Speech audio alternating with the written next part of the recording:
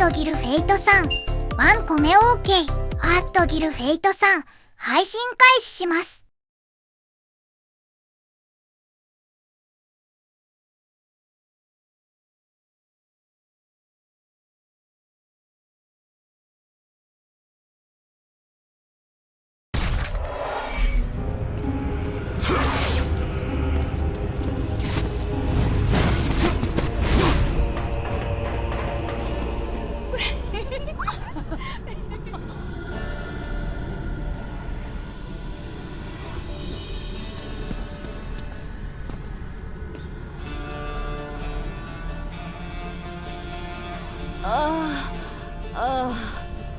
クレイトス。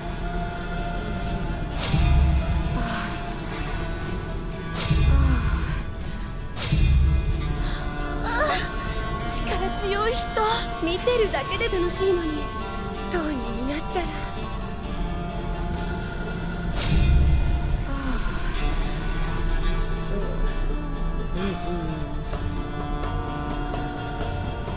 まさか私におじけづいたのですか、クレイトス。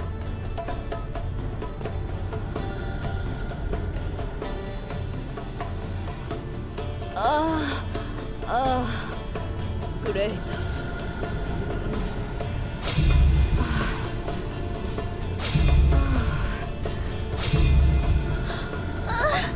力強い人、見てるだけで楽しいのに、当人になったら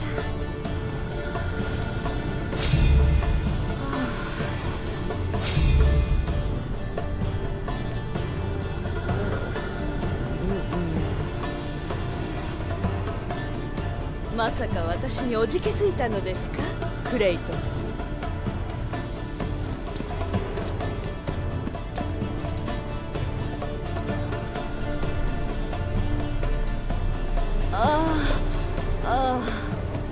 クレイトス。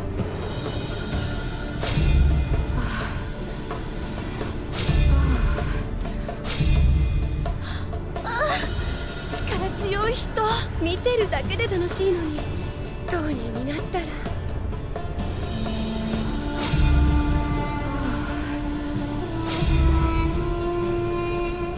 見てるだけでこんなに楽しいなら、当人たちはどんなかしら。すごい、アフロディテ様が負けちゃう。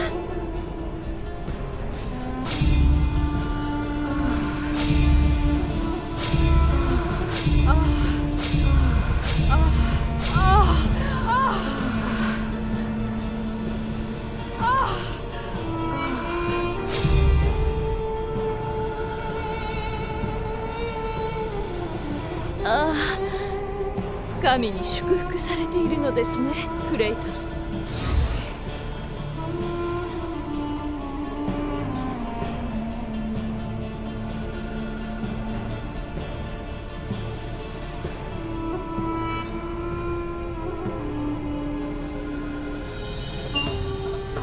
ギルフェイトさん、冒頭からサービスシーン。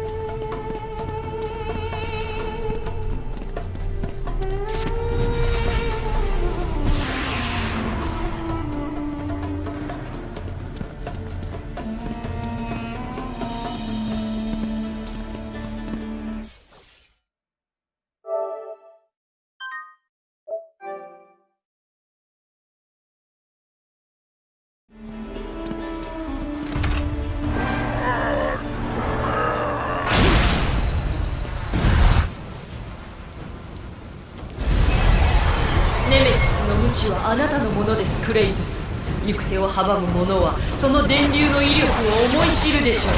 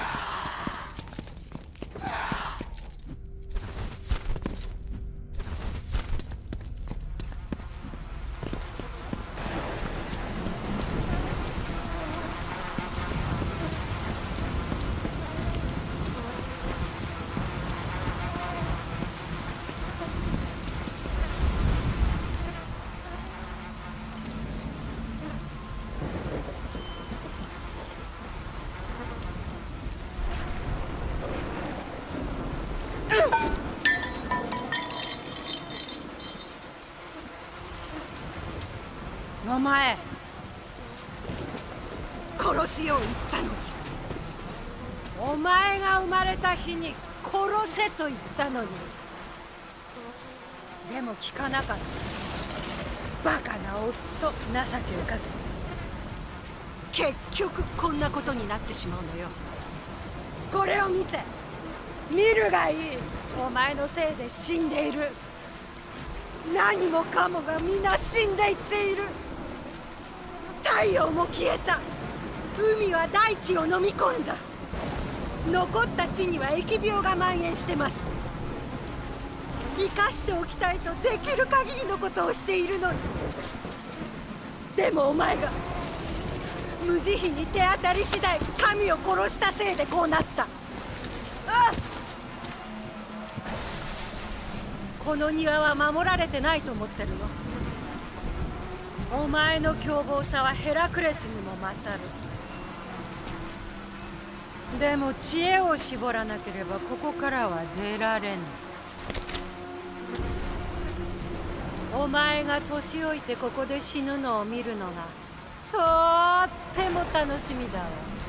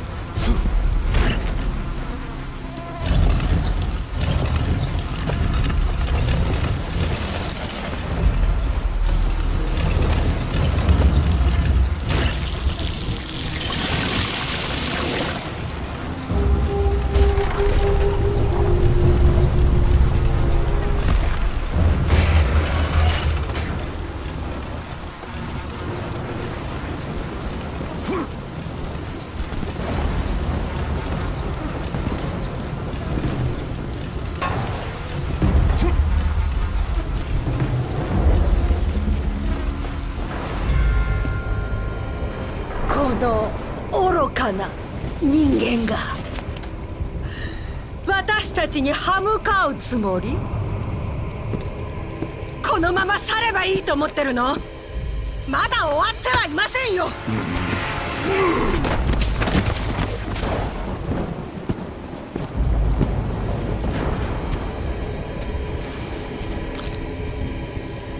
なんてことを、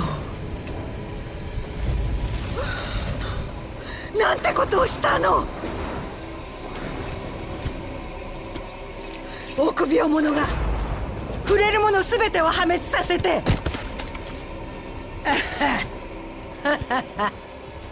パンドラとかいうあのアバズレとうまくやるがいい。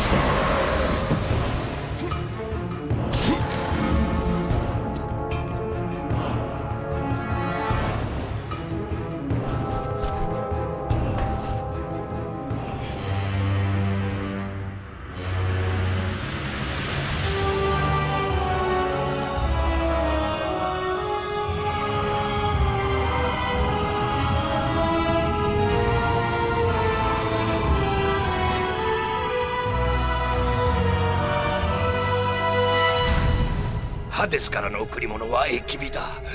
それが最初に来る。次はそうだな、ボリアスの贈り物をもらおう。風吹きを。それで力がつく。息子をその力で取り返す。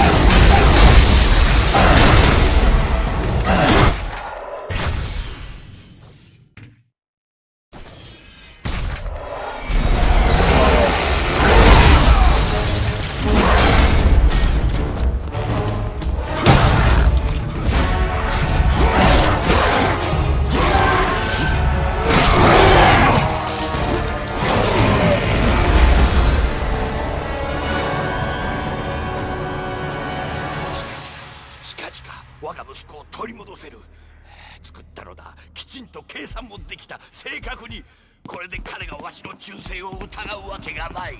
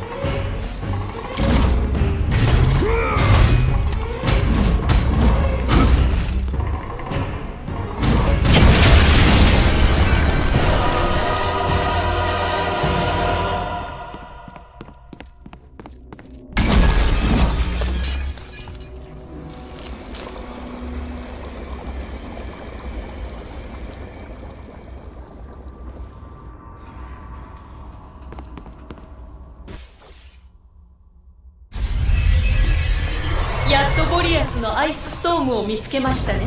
それがラビリンスの扉を開ける鍵です。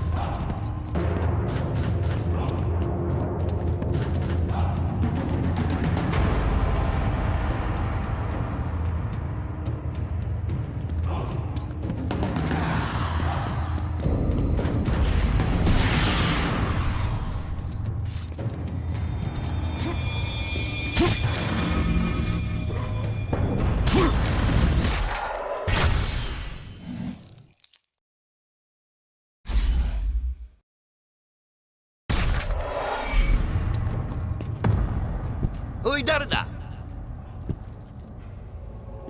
息子か。かわいい我がイカルスか。いいぞ、いい。アイスストームを持っているな。スコーピオンたちを倒さなくては。アイスストーム、それがラビリンスの秘密なのだ。抜け出すにはそれを組み立てろ。いいぞ、いい。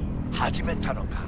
さっきキューブが動いていたな。では中に入ったらボリアスの贈り物を使うように。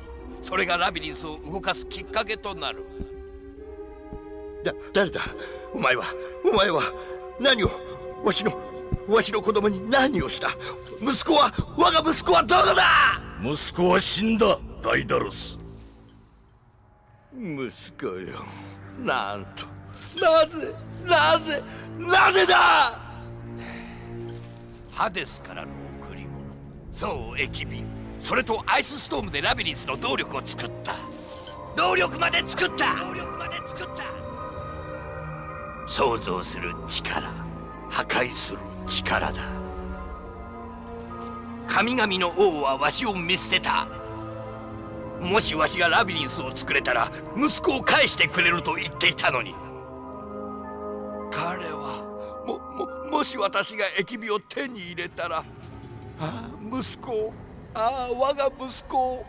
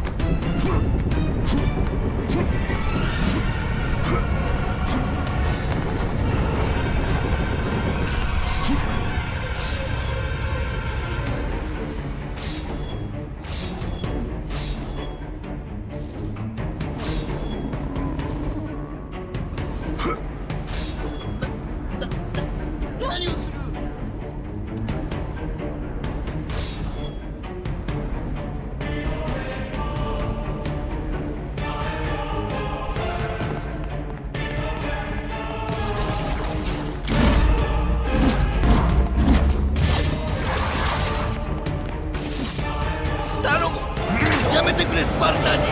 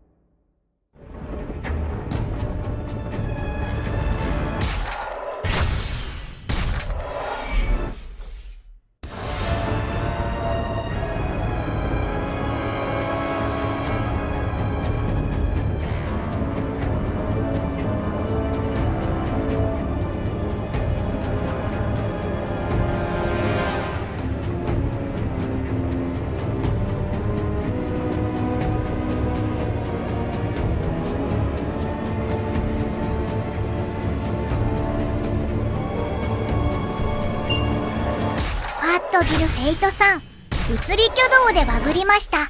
コンティニューします。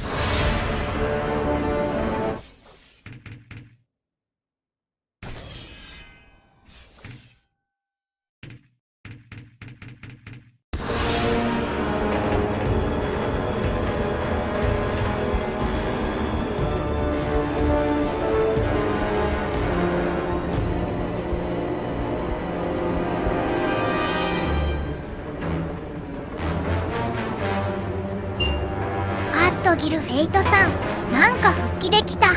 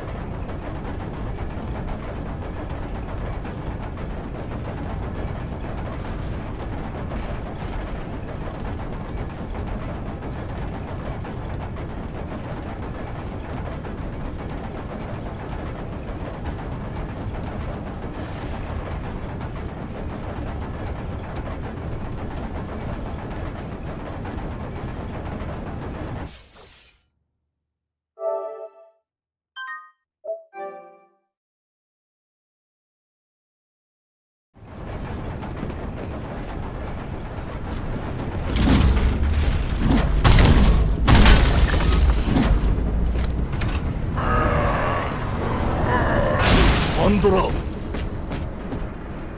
奴め何をした？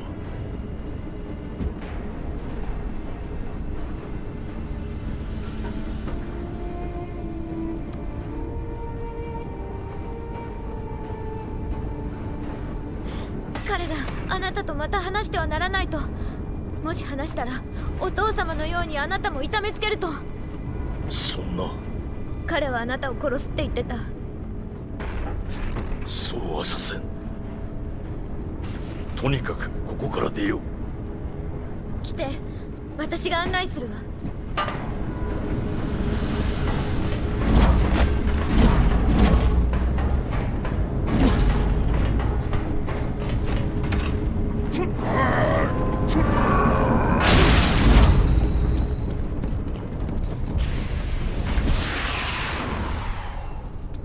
クレイトス、引き上げて。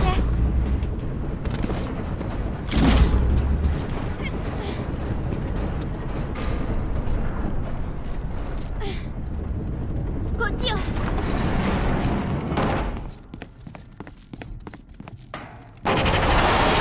ないク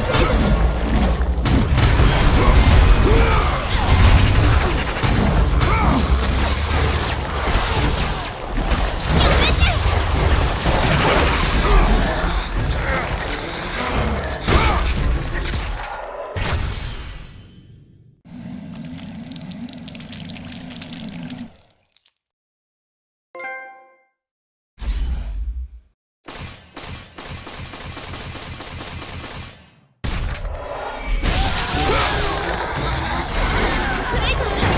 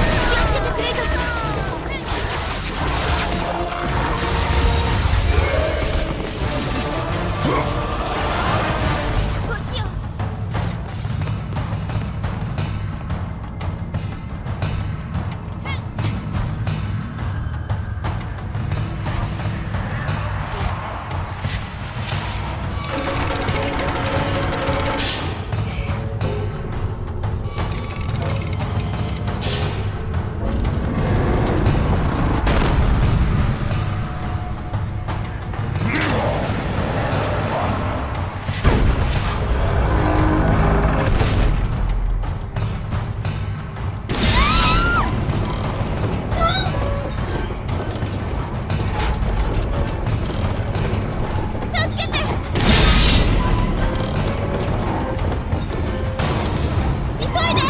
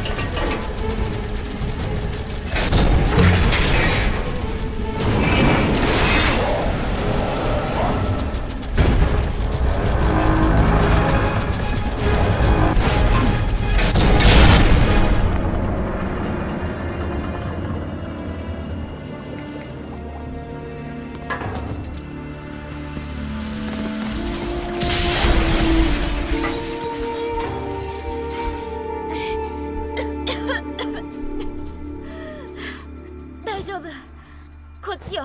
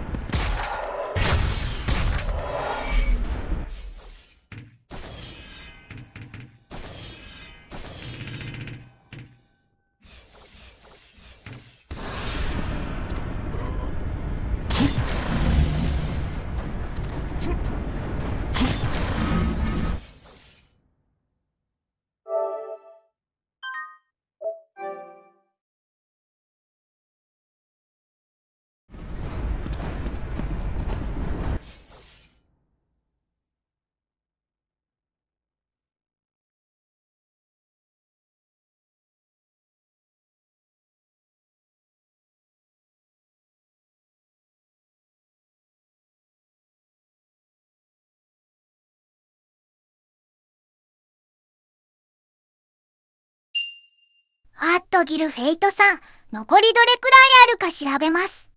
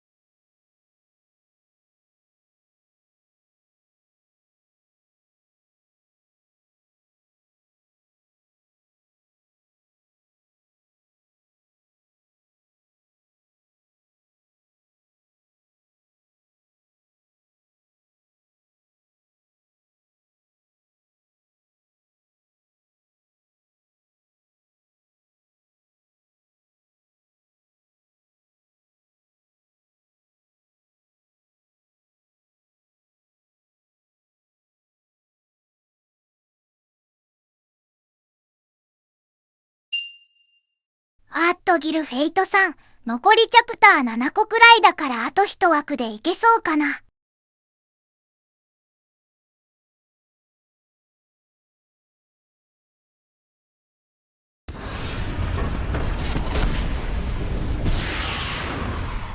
ありがとうクレイトス。旅の終わりには程遠いパンドラ。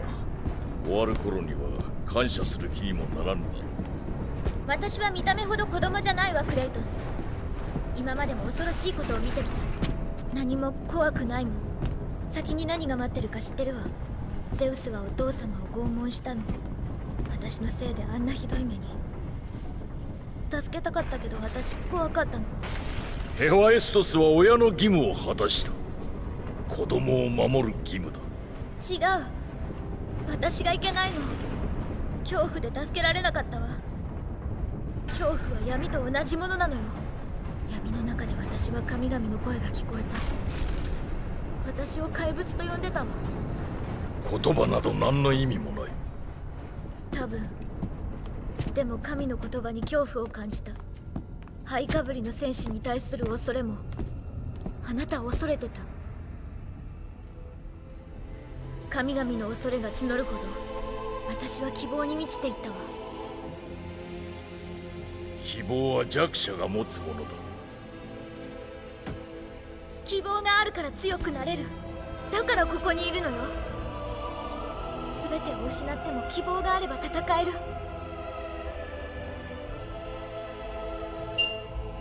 あっとギルフェイトさん、クレイトスが左手に持ってるのは生首です。これが希望の結果だ子供よ。ここでよく学ぶがよい。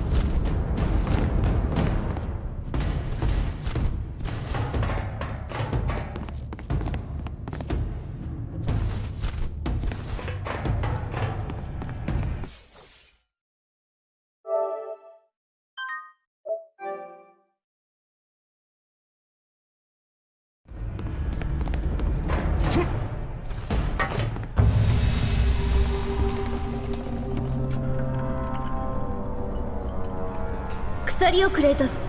鎖がオリュンポスの力の均衡を保ってるとお父様が言っていた。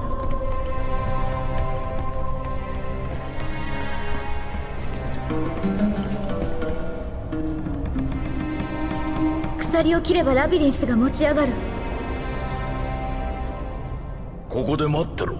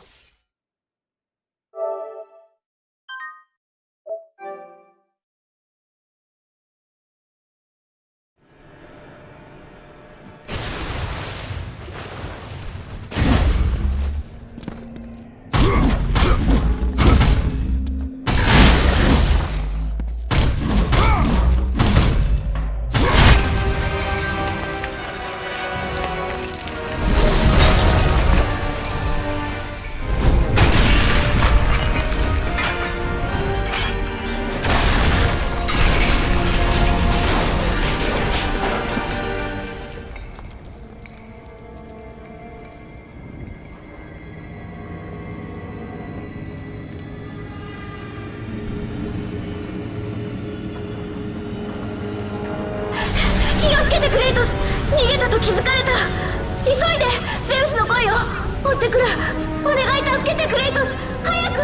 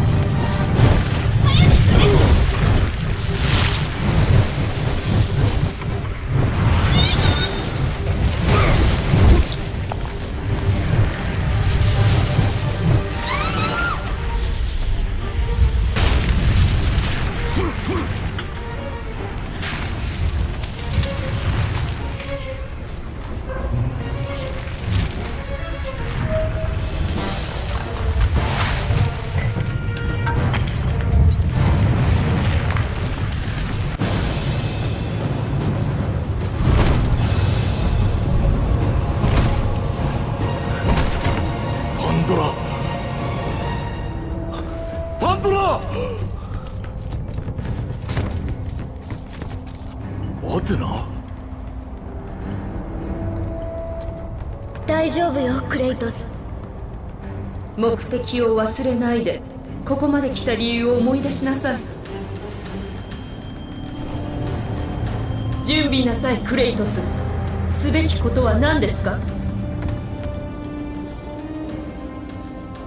ラビリンスを持ち上げる。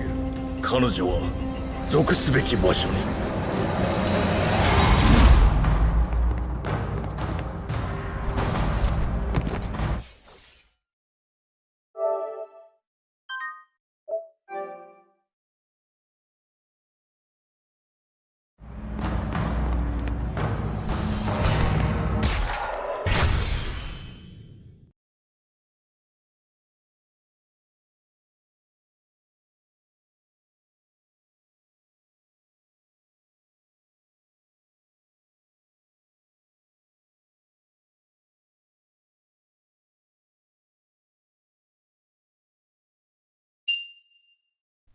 ギルフェイトさん、話の流れ的にこのまま終わりまでいけそうかな。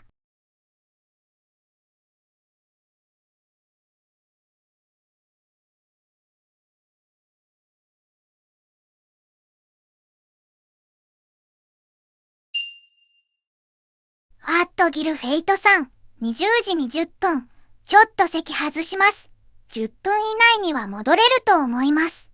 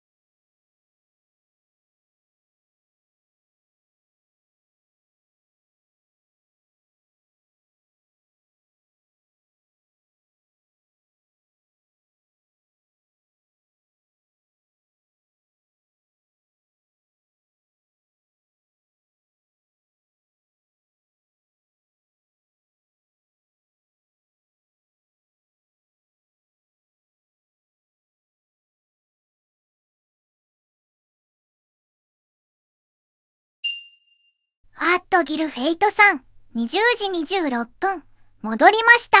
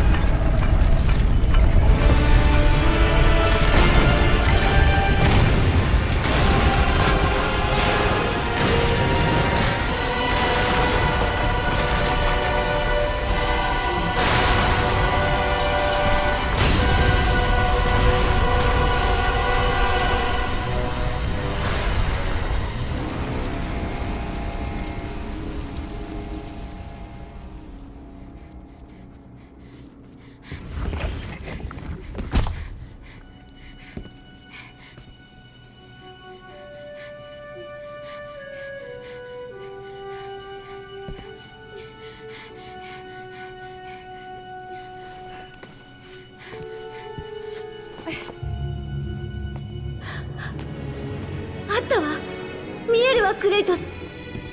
暗闇では希望の炎が自由にしてくれる。パンドラ、いくら。こうするために来たのよ。そのために連れてきたんでしょ。他の方法を見つける。ダメよクレイトス、他の方法なんてない。私を行かせて。いくら子供。私は子供じゃないわ。離して痛い。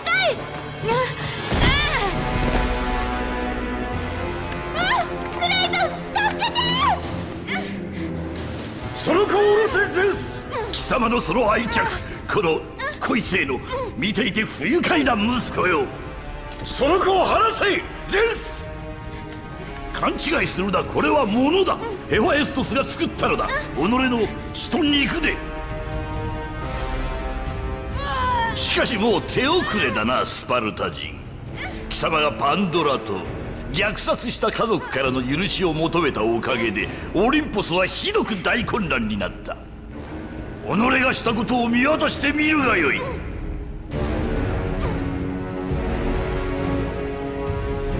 見えるのはお前を滅ぼしに来た者だけだ。貴様に情けをかけたのがわしの過去最大の失敗だった。こんな奴に情けをかけるのは貴様にとって最大の失敗だ。その子は何の関係もない。この子に何もかもが関係しておる。その子をうるせえ。ならよかろう。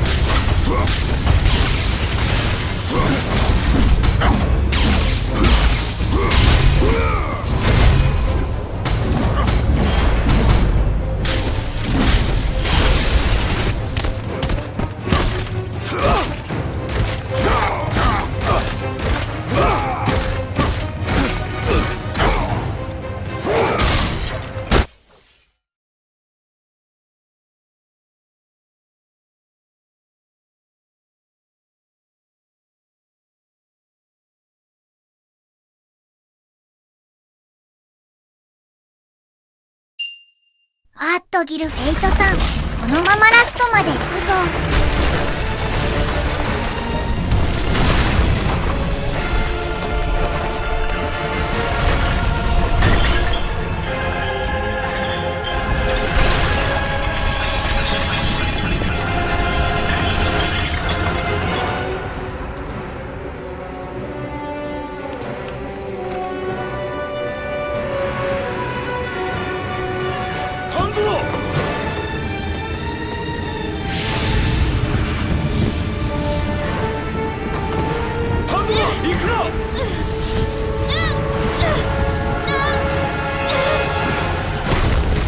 クレイタス、炎に飛び込むのを阻止するのだ。私はこうするために作られたの知っているでしょ。お願い。黙れ。クレイトス、もうこうするしかないって知っているでしょ。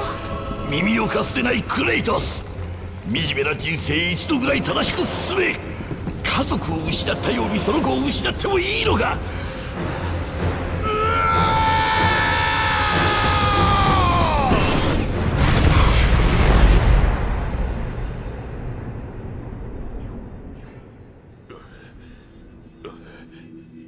パンドラ、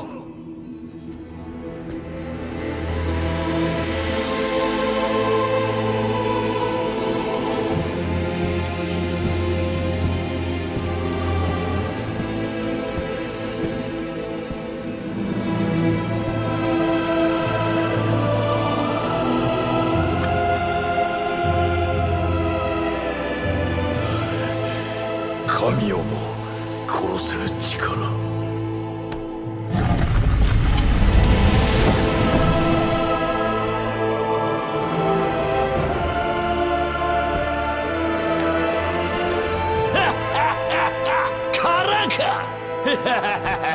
あんなにも探してあんなにも苦しんでまたしても失敗で幕引きか。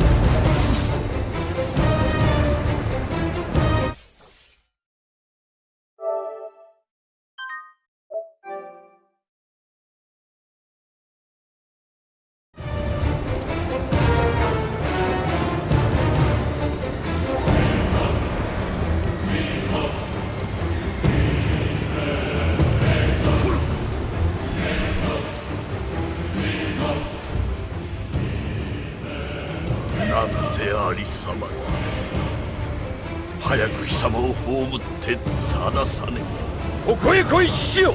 全ての決着をつける。賛成だ息子よ。さあ始めよう。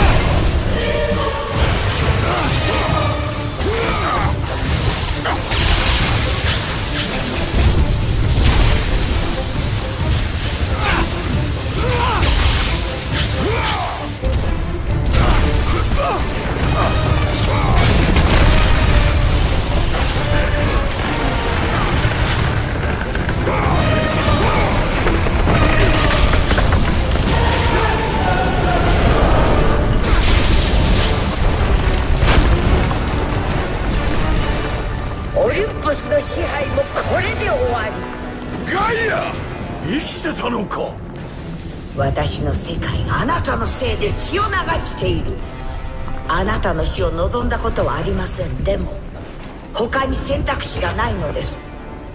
捨て駒に裏切られたようだなガイア。他のやつを選んだらどうだ。やめろ。父と息子は共に死ぬのだ。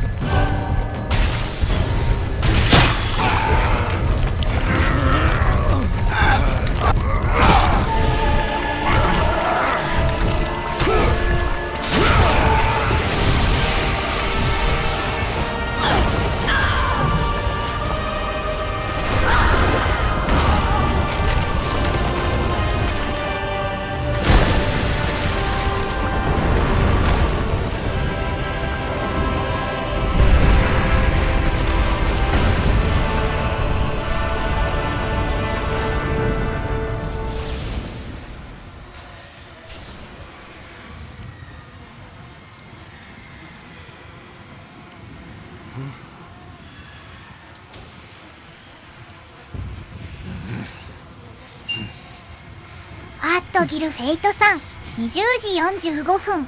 クリアか？キューティー言い多すぎ。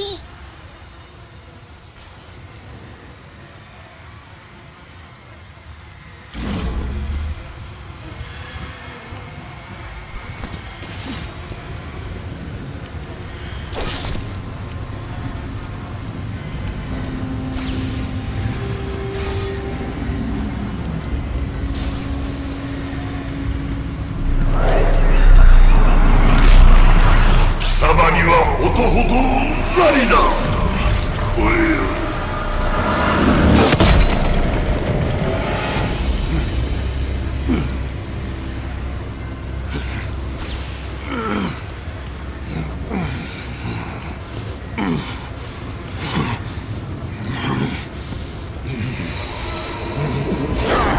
わしが貴様を作った。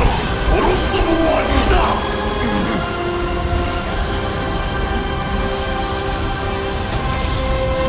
受け入れよう、レイドス。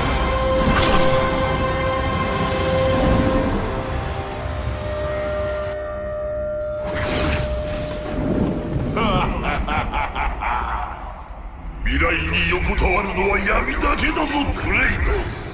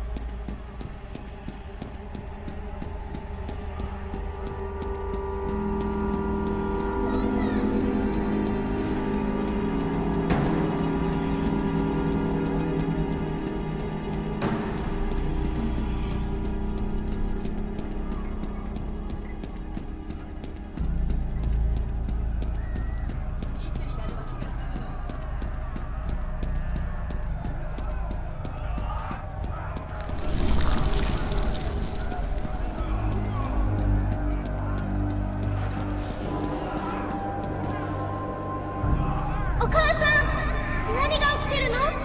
人が、火が。シッ、離れないでカリオペ。お母さん、私怖いよ。あの人たち襲ってくる？お父様が守ってくれます。この村を燃やせ、燃やし尽くせ。お父さん、クレイトス、お父さん、やめて。ダメ、お父さん、お願い。私が娘、なぜだ。スパルタにいるはずなのに。あれ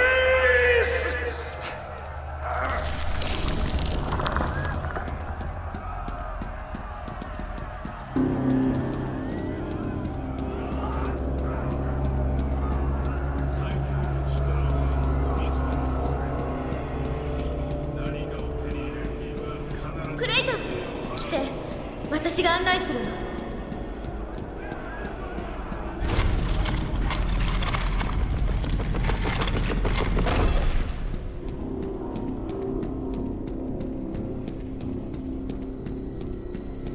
急いで、手伝うわ、クレイトス。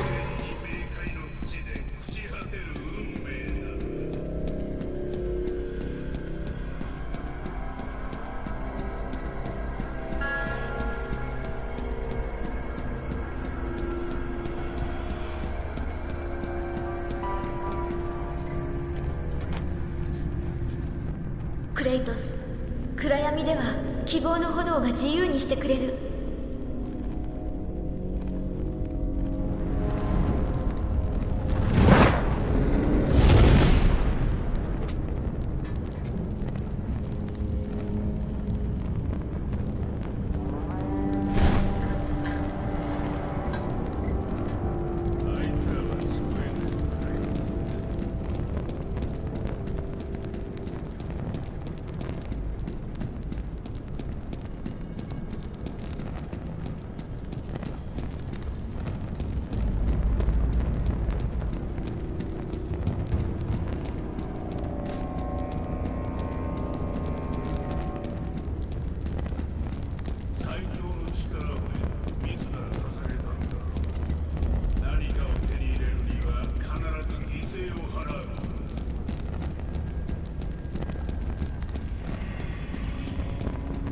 光が見えるでしょう。あなたは変わってく。恐怖の心はもう忘れていいのよ。光は真実を照らす。その中から人を許す力が生まれる。許されたくばまずは自分を許す力を見つけなければ。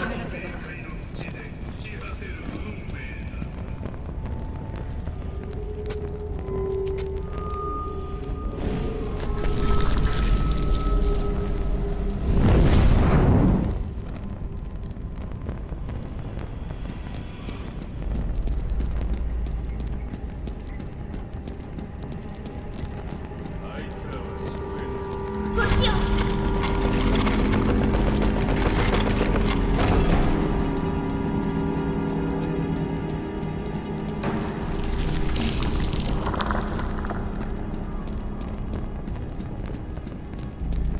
いけませんクレイトス、やめて。待ってな、なぜだ。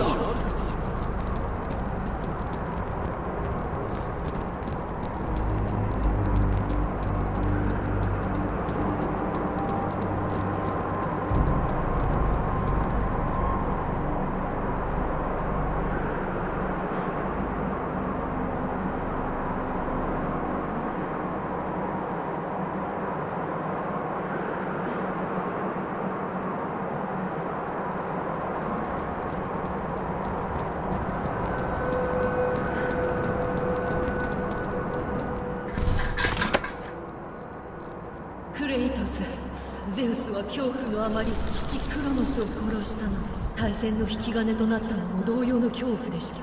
その恐怖からゼウスはあなたを殺したのです。実の息子を。ゼウスは恐怖であなたを闇にとどめようとしています。内なる悪と戦い、それらを葬りなさい。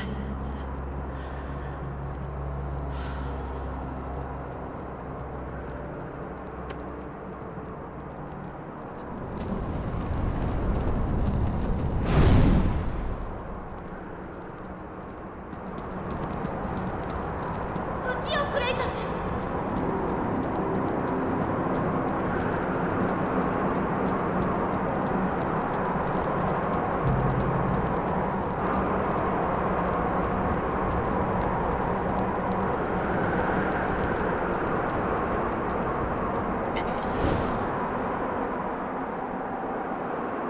神々は私を見捨てたのだ。残された。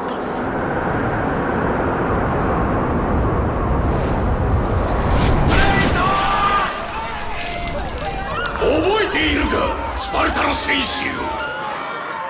あの子を傷つけることは許さん。パンドラとかいうあのアバズレとうまくやるがいい。己の宿命は変えられる人間よ。私が全てを与えた。頼む、やめてくれスパルタ人。望みのものは手に入れただろう。離せ。死ねえスパルタ人よ。今日は僕を倒したけれど、だけど最後にはクレイトス、最後には自分自身も裏切るんだ。来て、私が案内するわ。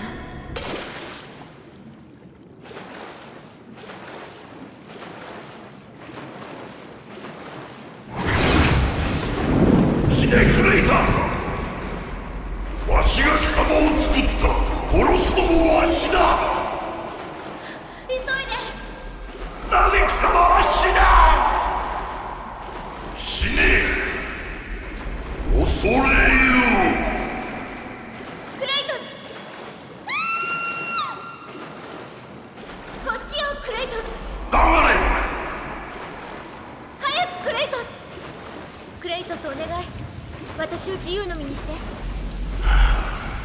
耳を貸せないクレイトス。惨めな人生生きとがい正しく進め。家族を失ったようにその子を失ってもいいのか。大丈夫よクレイトス。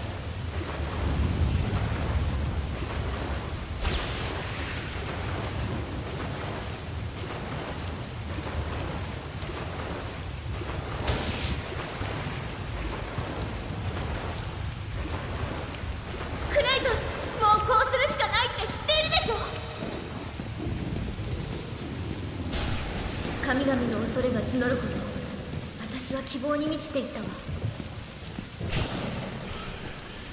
神をこいつの力。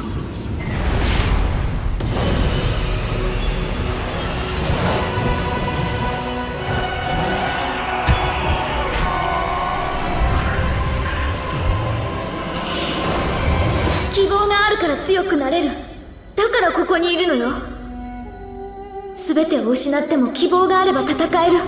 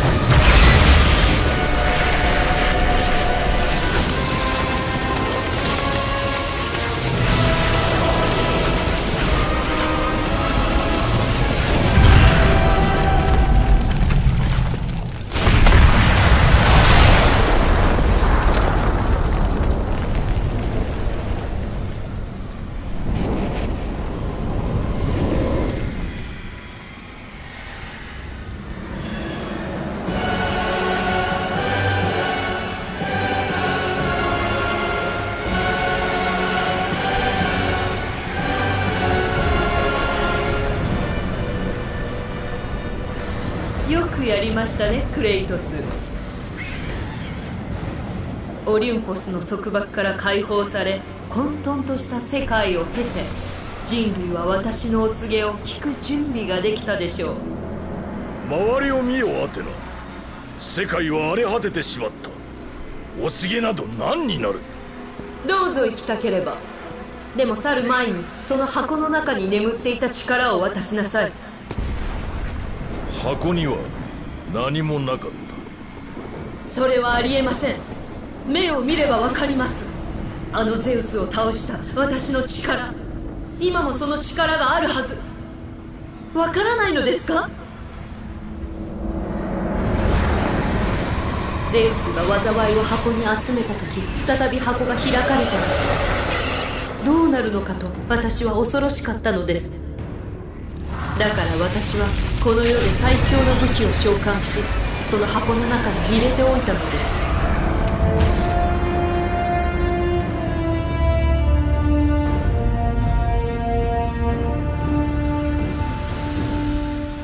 言っただろう、箱は空だった。パンドラの犠牲も無駄になった。私の復讐のために彼女は死んだ。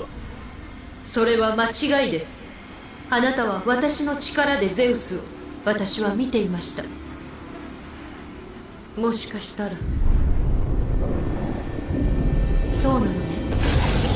あなたが箱を開けた時、災いが解き放たれて神々に感染し、神々を変えてしまったのです。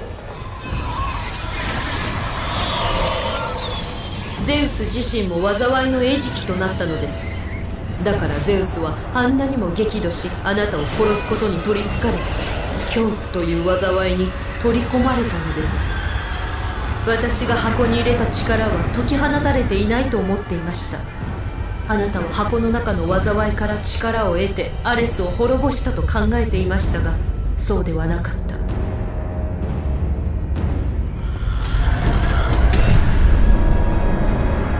あなたが箱から得た力は私の力。そこからあなたはゼウスでさえも滅ぼせない力を得たのです。恐怖に打ち勝つことのできる大いなる力を。あなたの奥底にあるその力は希望です。隠されていたのです。あなたの罪悪感と許されざる罪に。ゼウスを殺した時、あなたはそれが目覚めることを許した。なぜ許したのです？希望があるから強くなれる。だからここにいるのよ。全てを失っても希望があれば戦える。なぜ許したのです？失ったものしか思い出すことができぬ。だから私にその力をください。私ならその真の意味も使い方も分かります。正しい選択をすることを信じています。断る。私に借りを返すべきでしょう。貴様に借りなど何もない。私があなたを神とし、オリュンポスの怒りからあなたを守ってきた。私がゼウスへの復讐を与えたのです。全てしまいだアテナ。私を切るつもりですか？二度までも。私の復讐が今終わる。やめて！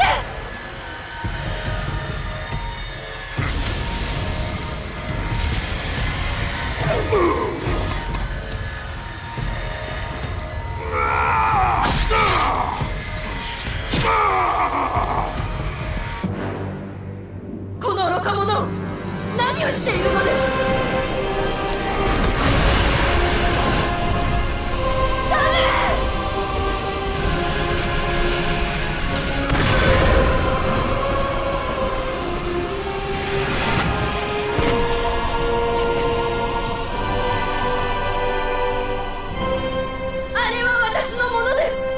私でなければ持て余してしまう。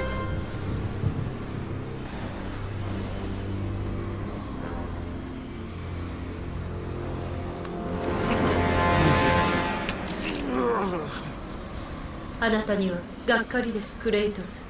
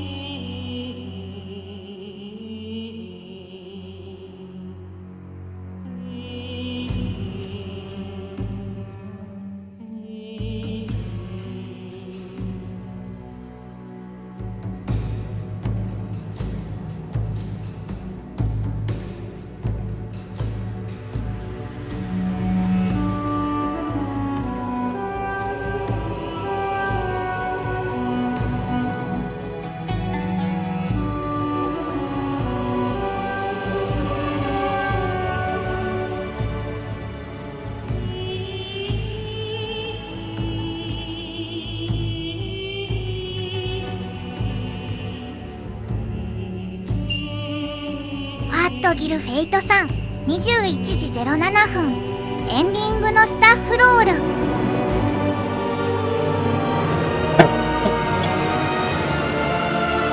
というわけで、ゴッド・オブ・ウォー3クリアとなります。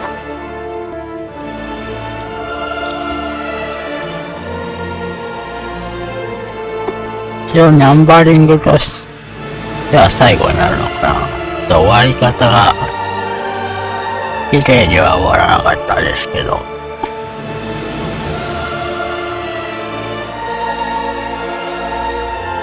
さすがに人気のゴッド・オブ・ウォー3だけあって、シリーズの中で一番、やっぱ、アクションとかが面白いかった作品かなって思います。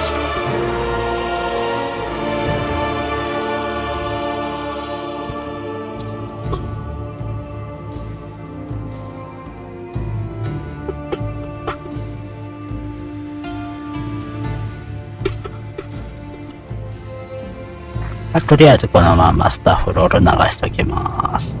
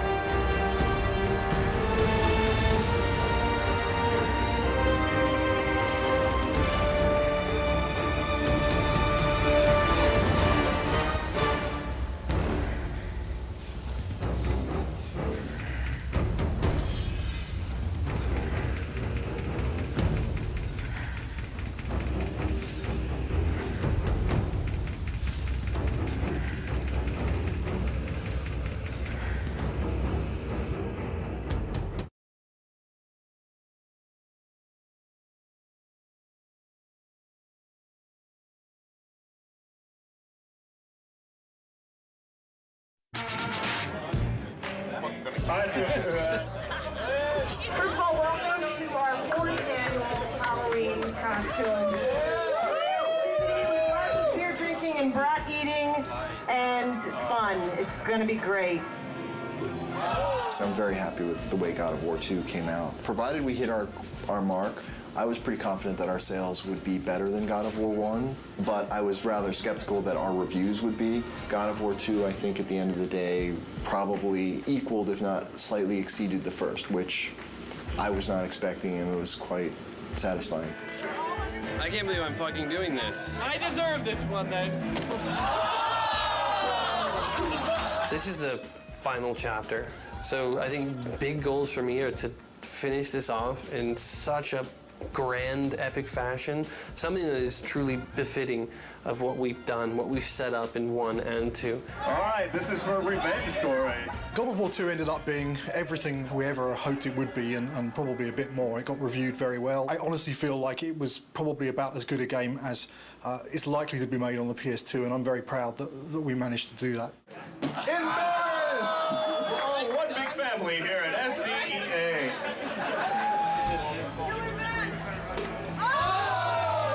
Once you start something, you gotta finish it. So that's the way I look at things. God of War 3 is gonna be the conclusion to the story. My hope is to make the best effects I can on the last one. When I think of God of War, I think of the best action platformer out there right now. I think other games and other companies look at us and go, how are they doing it? How can we make it like them?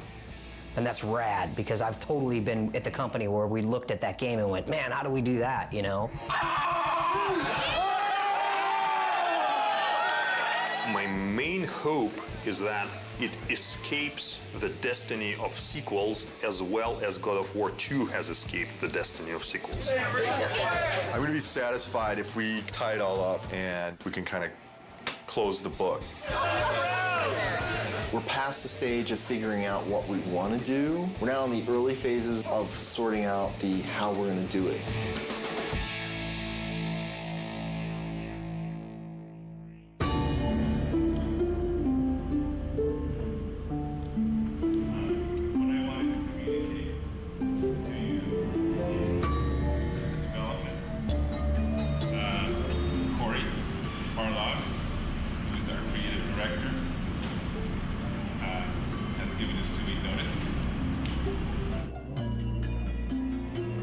Next Friday will be my last day at Sony Santa Monica. The bomb was dropped. It was somber and everyone was quiet and no one said anything, and perhaps there was a tad bit of shock. It's killed me because I really want to say something, but it's just nothing you can say is going to come across as anything but you're an asshole. When I heard that Corey was going to leave was kind of annoyance more than anything. It's, you know, it takes a long time to make a successful team as much as a successful product. It's always a pain when a key person in that team decides to move on. First emotion we felt was just shock. Didn't see it coming, didn't expect it. It's like dropping a bomb. Well, it was disbelief, obviously. I thought he would be the last one to leave. Incredibly bummed out, like very, very disappointed. You know, you're never really prepared for something like that, you know. They don't warn you very well either. They just kind of spring it on you. It was kind of a bit of a shock. I never expected that Corey would leave the project, so. But once the initial shock died down, I couldn't help but being a little bit happy for him, so because he was getting to try new things. It kind of puts us in a little bit of turmoil for now, but I think we'll work it out. I'm glad he has the balls to stick to whatever it is that he wants, but I'm also a little pissed that he's leaving us in the lurch, just kind of like holding the bag. I mean, I know I want to be here. If he needs to be someplace else, that's what he's got to do. And I think it's better that it happened at this stage in the project than a year from now, obviously. It obviously is a very difficult choice and a difficult time and not a very happy choice to be making. But, you know, on the horizon, the doors are opening. Of course, it's hard to imagine someone stepping into Corey's shoes. He's amazing. Many people wondered whether we could do God of War 2 without David Jaffe, who did God of War 1, and I think we succeeded at that. I think we can succeed at creating a third version without Cory Barlog. I think it's kind of neat, actually. A different director for each chapter.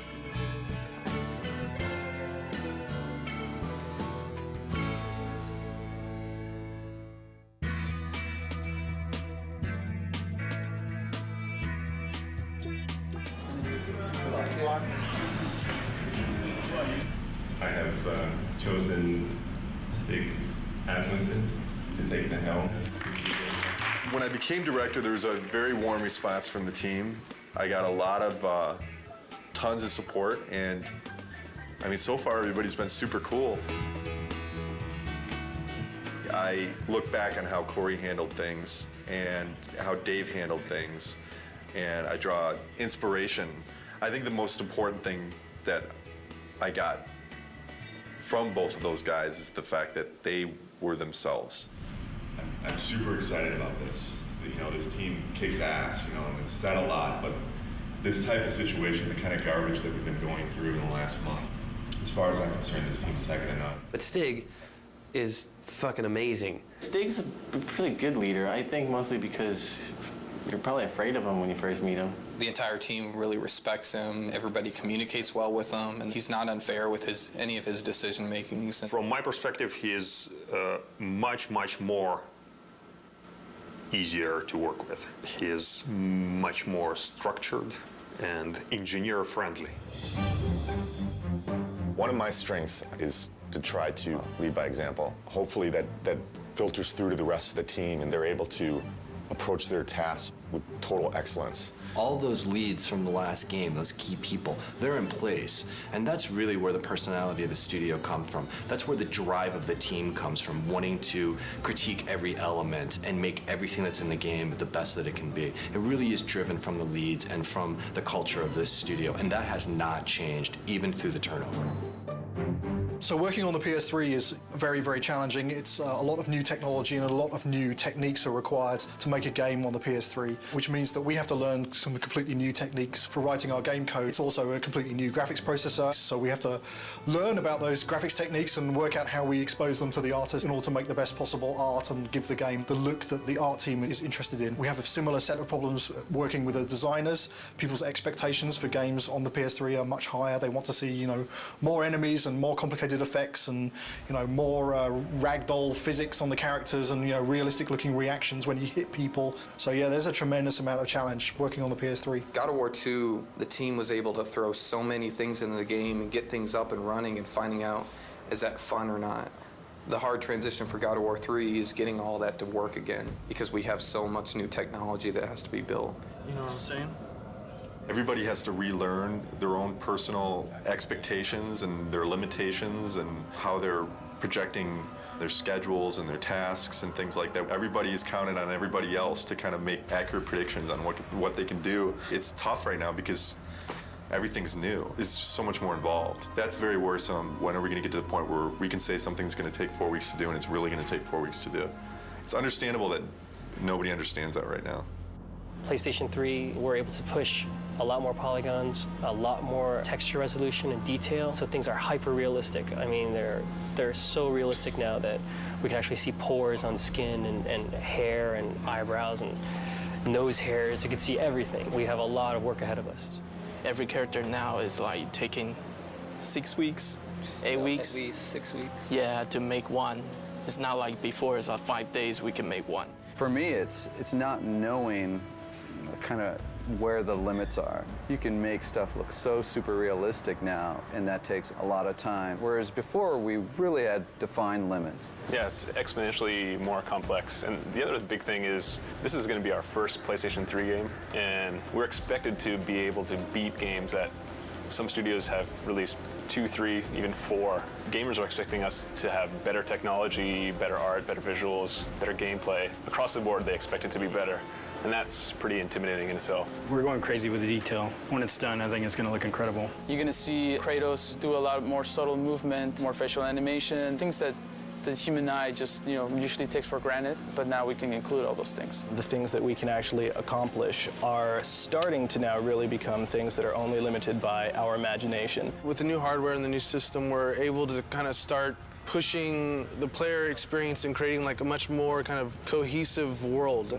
And like, the Titan before used to be in a cinematic and now you're actually like running on the damn thing. So it's like, whoa, we're getting there. Titans, we've never done anything like that. They're pretty crazy. It's insane. The fact that you're going to be able to run around this like moving character, and it's basically a moving level. It's pretty insane. From a programming perspective, they're a big challenge. We designed all of our animation systems and everything to deal with a roughly 2 meter high character. Exactly. Where, if his little finger twitches slightly, there's not too much of a big deal. Exactly. But when your character's like 2 kilometers high, then a little twitch in the finger suddenly becomes like a really big deal. The very first moment those were mentioned, I was like, oh Jesus, this is going to be a big problem. Yes. But hey, I mean, it wouldn't be God of War if we didn't try something we didn't think we could do when we started. Because I'm very proud of this game and you guys, I've invited a storyteller friend of mine to come in our walkabout. So Stan Lee is going to join us today and check out your work.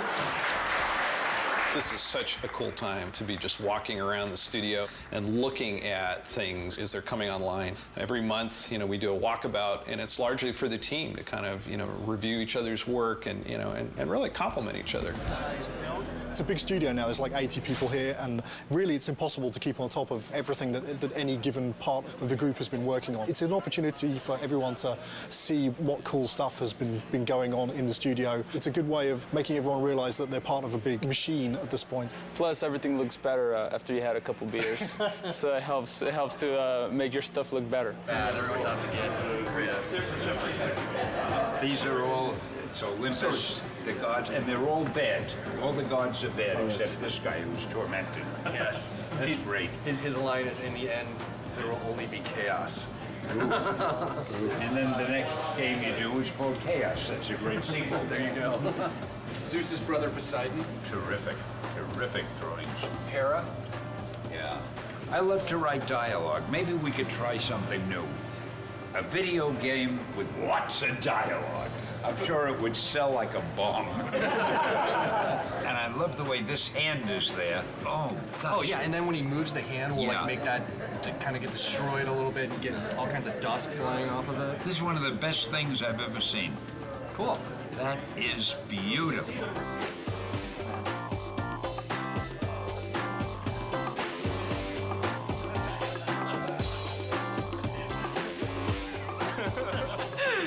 Last thing Corey did before he left. Okay, so long, fellas. We're just giving each other props here. Yeah. Cheers. There's no such thing as a bad walkabout because, beer at work.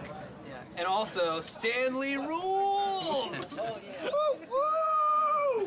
Just crawled up there. It's Stanley! Stanley!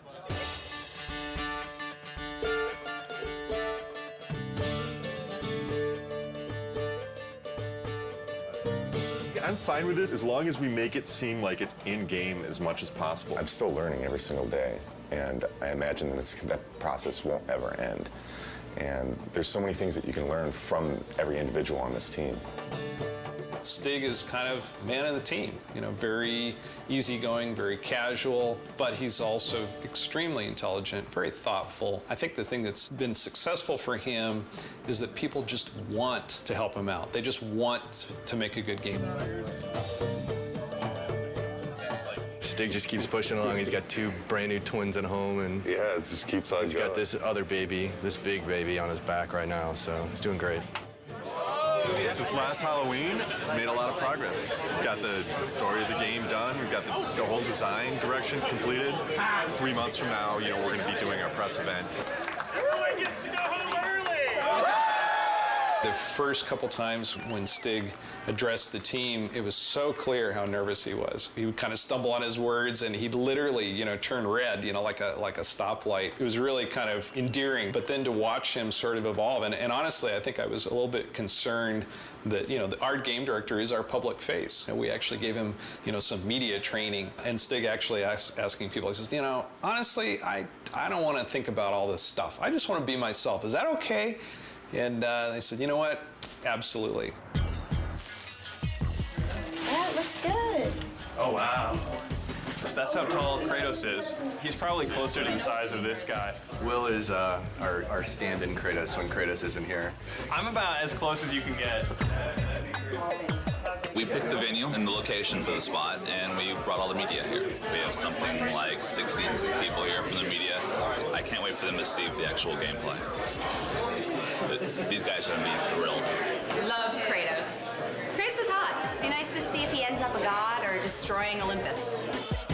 I do love the violence as well. You know, the women are very beautiful in the game as well. I can't wait to see what new characters they've brought to us, what new enemies, and I'm really excited. I also want the sizzle, you know? Maybe we can just focus it in a little bit more. We can play with that a little bit. Yeah. The development team has worked so hard on this project, so it's really fun to see when all their hard work comes to fruition.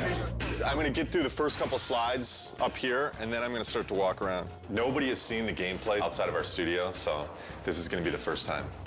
I want to get this over with. I'm nervous, but I'm also excited about this. I think we've got something really cool to show. I'm looking forward to seeing people's reactions. Can we play it? This is our first big kind of press thing. There's definitely some nerves with that. Anxious. I'm definitely anxious. The best thing that could happen today is people think it's awesome. You know, it totally kicks ass. The worst thing that could happen today is that people just flat out think it sucks. I don't think that's going to happen, but you never know with these media people.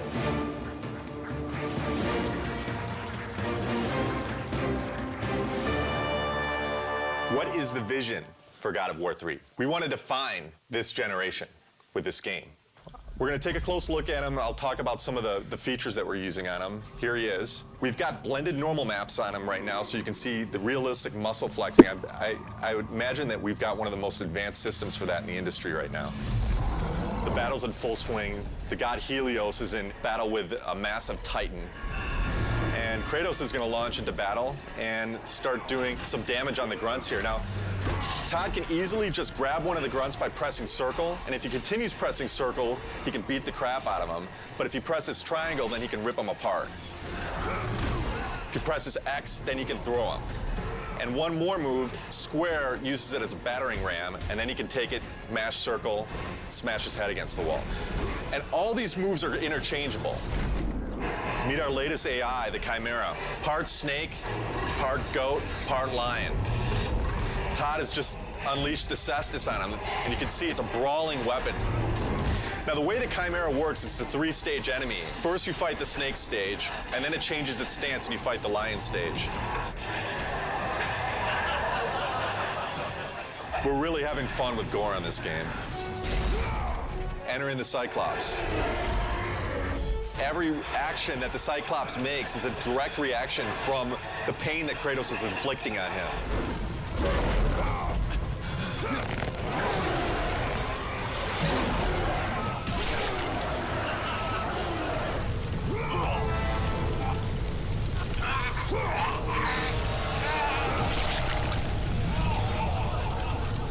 Well, that's our newest upgrade, the Helios head. It can be used to reveal secrets. Todd has now found the door of Eos. Another thing the Helios head can be used as is a lantern in darkened areas. This is our newest form of travel in God of War, Icarus Ascension. Todd now has full flight controls over Kratos and basically dodging gameplay.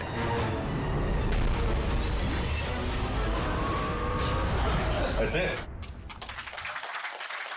Oh my God, fantastic, it was great. It was phenomenal. I mean, like, I thought that I had a concept of what it would be like, but this pretty much blew everything completely out of the water. We're putting a lot into this game. I said I think this game needs to be a defining game for this generation, and I truly believe it will be. I can't comment on what the future holds for the series because, you know, I'm focused on God of War 3 right now, but this is God of War is, this is it. This is the end of the story. We got a lot of work to do, so there's no time for relaxing, that's for sure. E3 is obviously a big thing. We got to get this playable to the public, what we just showed on the demo here. We're in pretty good shape for that, but we got to get the game done. But we still got a lot of work left to do.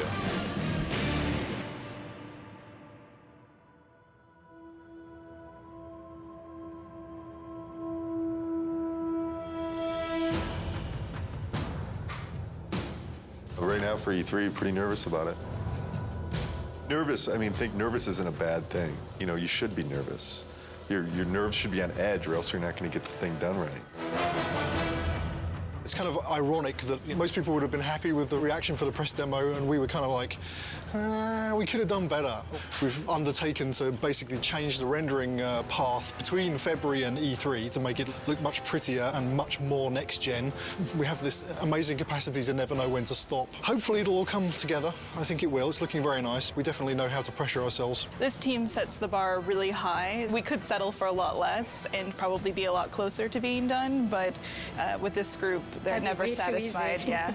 We never do things the easy way. Personally, I'm worried, but then I think it's good that I'm worried because that forces me to actually get this shit done. Good. There's definitely pressure, self-created pressure, and then pressure from other departments just to get everything done. We're all just trying to do our best. I think the most pressure we get is from ourselves. Every team is always looking at the other team's work and commenting and critiquing. So we're really pushing each other the most, I think. It's a lot of back and forth.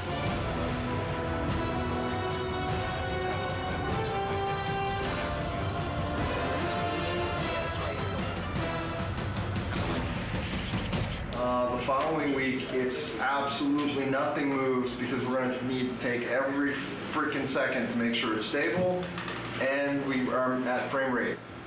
So, stay with that. You want to just... The dead soldiers on the ground aren't in the poses? Nope, and they don't have blood streaks and stuff in here. Tyler's doing blood streaks. Alright, so we need a book over here then. The inactive mode would look like kind of like it does right now with the book shut. The active mode, the book would open up and would have like a glow around it. We have to open and close the book? Yeah, there's a book for it. Wish I would have known that when we built it, because we didn't build it to open and close. Wait, you need the book to open and close? Yeah. There's no limit to good ideas, but there is a limit to how many of those good ideas that you can actually implement. And even if you make decisions and you make progress on things, it doesn't mean that you can get all those things done. We need to be able to tell people this thing is active now. Can we remove it for E3? Are you serious? No, I'm not. I mean, there's a lot of other shit here to get done besides getting a book to have in an active states. Let's say we don't do the open and close for E3. It would just have a glow effect and a light that comes with it, and that's it. Do we just put a sparkle on it then? Absolutely have any compromise for the schedule right now. I have to trust production, and I have to trust the fact that they're telling me that we can't get things done. So I feel like there's little things that have been compromised. I don't know that the player's going to necessarily miss them, but I sure am. It's part of making games. You don't always get what you want. This seems like harder than the last time I played it. We'd have to keep in mind that somebody from the street is going to be playing those harpies.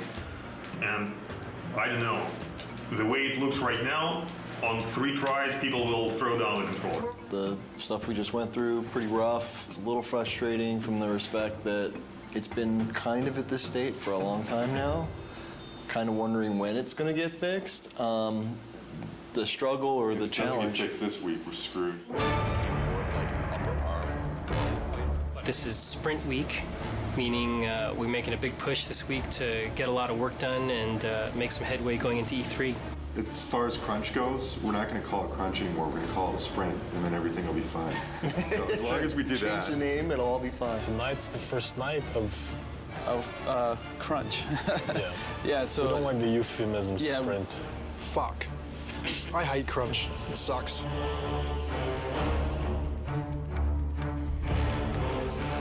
Right now, I'm creating a new build, and hopefully that will enable the rest of the studio to then continue working on the awesome content that they're creating for E3. They're definitely waiting on me. Definitely. As far as my end, I feel I'm okay, but then at the same time, I kind of feel like I'm waiting on technology a little bit to kind of come online. We just have a ton of bugs to fix. We're getting new technology right now, and the lighting's kind of broken, fog's kind of broken, so we're just trying to kind of survive, fix all our bugs, and get all of our tech in place so we can get this thing done. You're sprinting now. Yeah. Tonight's the first time the team has worked together as one, and there's a certain kind of level of excitement that goes into it and dread because we're still working, but it's a fun group to be with, and we're trying to get stuff done. You know, we can only do so much, right? And we'll just try to do as much as possible, as quickly as possible, and that's it. Hopefully we end up with something pretty cool, though. This is the biggest E3 we'll ever have. Everybody wants to still see if Santa Monica still has it.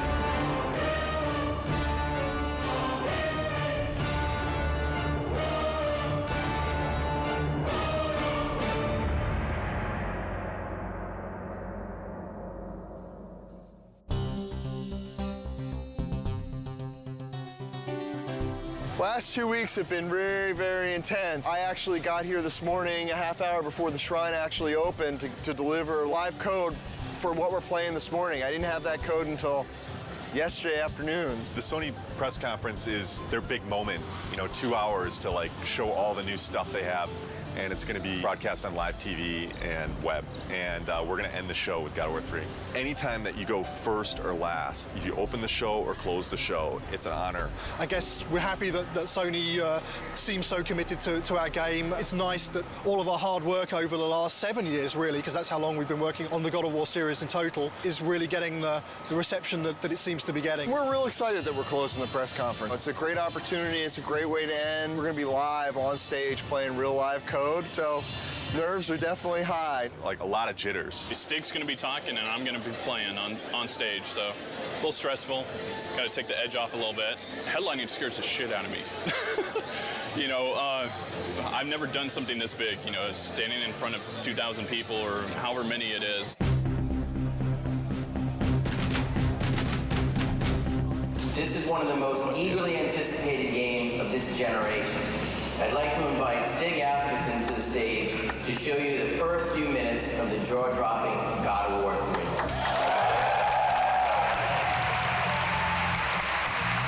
We at Sony Santa Monica Studios are excited to be able to present this live demo of God of War 3. God of War 3 is the final chapter in our fantasy trilogy, based on the dark side of Greek mythology. Now our design director, Todd Pappy, will take point on the controls, and we'll get into our demo.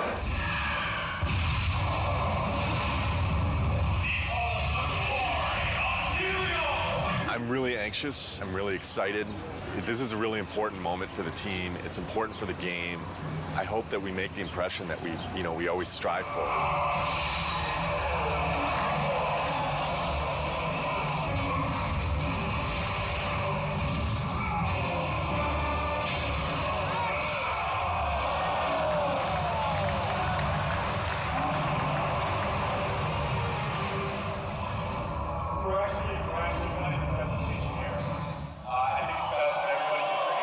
The demo is now live at Show 4, and we have an extra 20 minutes of gameplay so you can see how it ends. God of War 3 is due for release March 2010. Thank you.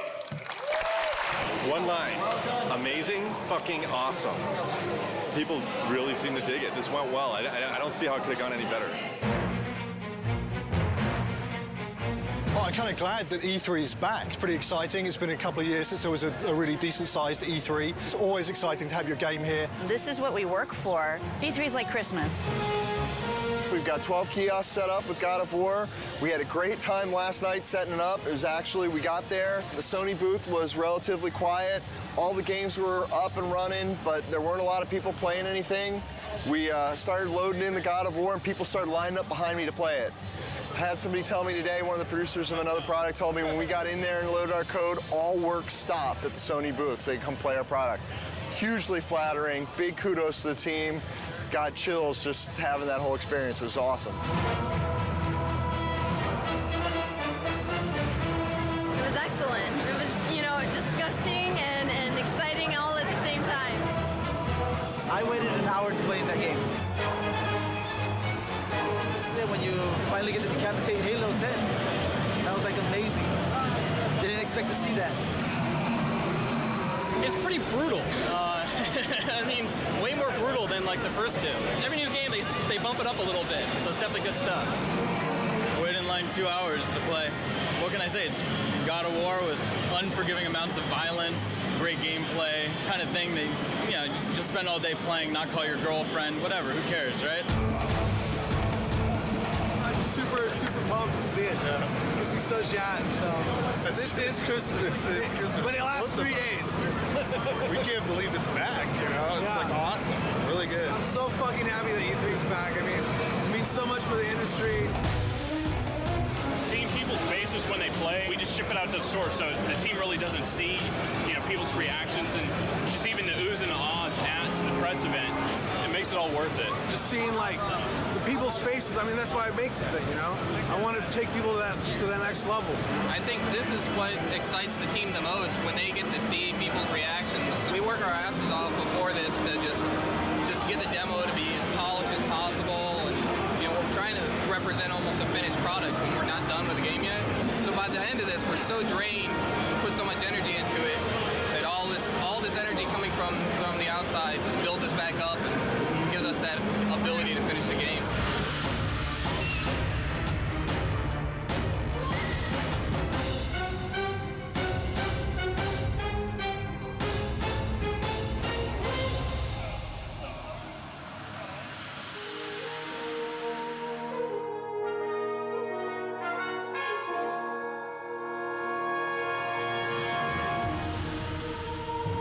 E3 was a huge milestone for us. A lot of publicity, a lot of great feedback and great exposure. E3 was awesome. I have to say it went very well. Seeing all the fans and watching everybody play totally put us in a different mindset coming back from that. You really get locked up and don't really see people's reactions working on something for so long, and going and seeing people line up for your game, that's more than you could ever want, you know? It just kind of invigorates the whole team into coming back and working on something and wanting to put your heart into it and making it even better. I think we did a good job with it at E3. And that shouldn't be our high point. That should be like our midpoint. Alpha is when the whole game from start to finish needs to be in one bag. It can have placeholder assets, but you can fly basically through the whole game or walk through the whole game, and everything's represented in approximately the way that it will ship with. Yeah, so ideally by Alpha we shouldn't go, oh hey, we need that extra bad guy, or hey, we're gonna add a new boss. Which we've done on other games, so. But ideally on God of War 3, you know, Alpha will be, okay, all of our pieces are in. And then after Alpha becomes Beta, and Beta is basically art lock. I want to make sure that when I'm playing the game, I've got a smile on my face. You know, I've played God of War for the last 6 or 7 years of my life now. As long as I'm got a smile on my face, I think there's a good chance that that's going to translate over to the fans. If you kind of take a look at this here, you can see this character that's the size of the Sears Tower, roughly. It's about 1,500 feet tall. It's a different kind of boss battle. Kronos is more than Gaia, is more fully alive, and you're more fighting on a character that's moving around. So this has been very tedious and challenging and time-consuming to put this together, but I think at the end it'll definitely be worth it, and people will feel like they're playing something they never played before. Kronos will actually thrust his hands forward and he will scrape and leave his fingers there, so that you can actually attack his fingernails. We'll have a breakable on the fingernail, and then the fingernail will bring up like a circle prompt. You'll grab onto that and in the CS move, and then basically do a struggle and then rip it out, and you know, it'll be kind of a gory, cool, memorable moment. We actually want to make this awesome. We want to make this gameplay super exciting. It's going to be everything people expect from what the Titan fight should be. What are the big tech issues, Chris, that you need support on? The only big tech issue we need support on at the moment is the issue with the collision. The more static you can get him, the more precision you will get in your CS move. The problem is that since it's a skin collision, the skin itself is not just a non-deformable object that you can rely on to not have change from one frame to the other. That's the biggest issue we can have. What we're doing hasn't really ever been done before, and so a lot of what we're running into are issues with trying to make it as exciting as possible, but working within the technical constraints that we have and in the time frame that we have. I would say that the rewrite of skinned collision is turning into a very unrealistic proposition to get it finished before Alpha. Time is the biggest fun killer usually, is as far as developing. It's where you come up with the most exciting scenarios, but do we have the time to put it together? Fabrice and I will need to take a look at what is going on and what's fixable and what is not, and what we will have to design around. With Kronos, the whole is greater than the sum of its parts, and when you see it all together in the finished product with all the polish, I think it's going to be one of the most memorable experiences in gaming history. That's how I feel about it. I know it's going to be like that. The murderer of Gaia enters my tomb. Kronos! I know it was you who killed her, Spartan. Who else could?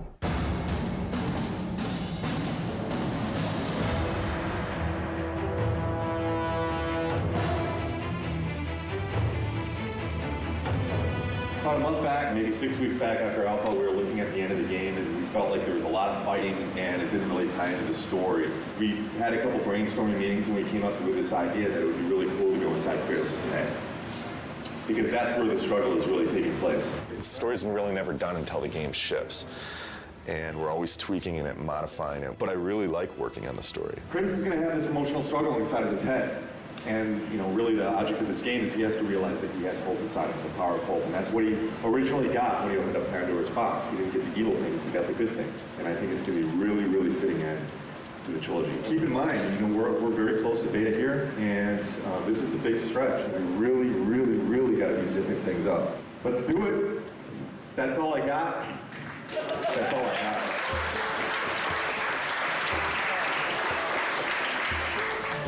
This is the third Halloween. I think for many it's probably a big relief. We're less than 3 months away from being done. It's been 2+ years. It's been an incredible journey. We've overcome so many pitfalls along the way with change of personnel, project redesigns. Despite all that, we've managed to continue to elevate and continue to push ourselves and continue to make the best products we as a team can do. And I think God of War 3 is living up to that.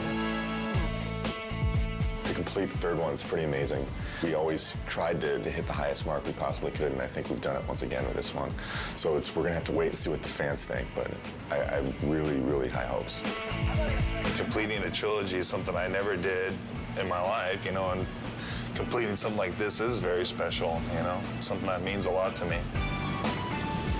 Sentimental moment. This is truly one of the best teams I've ever worked with. I mean, across the board. I've worked with teams that were really strong on the art side, or really strong on design, or really strong on technology, but this is the only team I worked with that fires on all cylinders. The team faced a lot of challenges. The interesting thing is that this team has always faced challenges, and it sounds kind of cliche, but they're really good at facing challenges. Yeah, I agree 100%. We've discussed a lot. Obviously, we've gone through a lot of different changes, and the team always, you can't put it any better, but they always rise to the challenge. We really sat down and focused what we wanted to, make good, and whatever wasn't working, we just kind of threw out the door and said, this is what we want, and that's what everybody focused on and made good. Fans are going to be blown away. We're still getting surprised as far as how good things look. The game's awesome. It's gonna be good. Been working with Kratos almost 7 years. I've learned a lot. He's taught me a lot. We've had some good times, but it's time for him to go to bed for a little while.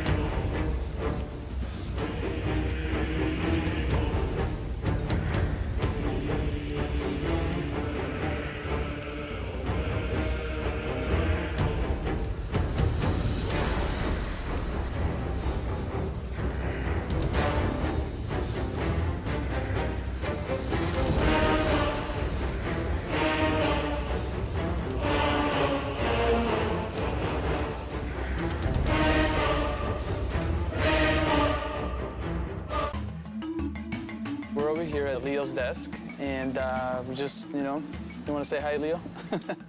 Hi, everybody. Tell us about the pink ball. Is that something that you decided to put in, that pink spiky ball, or was just... Well, yeah, I just decided to kind of create pink yo-yo. One cool thing about this character also is that he's actually kind of like a throwback character. We're bringing him back from God of War 1. He actually wasn't in God of War 2, because we definitely...